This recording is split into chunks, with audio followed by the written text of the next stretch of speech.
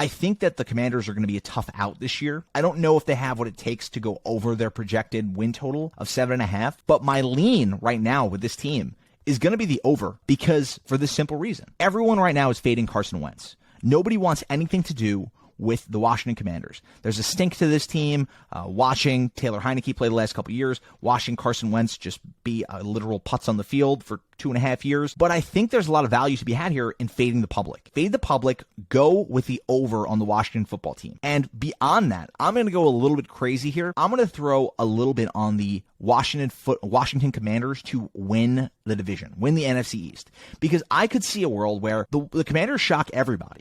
Wentz returns to form, 2019 form, 2018 form, where he's a pretty okay above average quarterback. And if he can eliminate some of the being a general loser behind the scenes who nobody wants to spend any time with, I wouldn't be surprised if this team finds itself competing for a wild card spot, or even maybe winning that division, winning the NFC East. For the Washington football team, my over-under pick is them going over 7.5. My prop pick, I don't have a player prop pick for this team. Beyond fading Antonio Gibson in every way, shape, or form, I want every Antonio Gibson under. This guy cannot hold on to the football. And Ron Rivera is an old school football guy. He hates running backs who fumble. They drafted Brian Robinson Jr. in the 3rd round. And honestly, as you're listening to this, Antonio Gibson may have already lost his job. This is a guy whose job security is not there.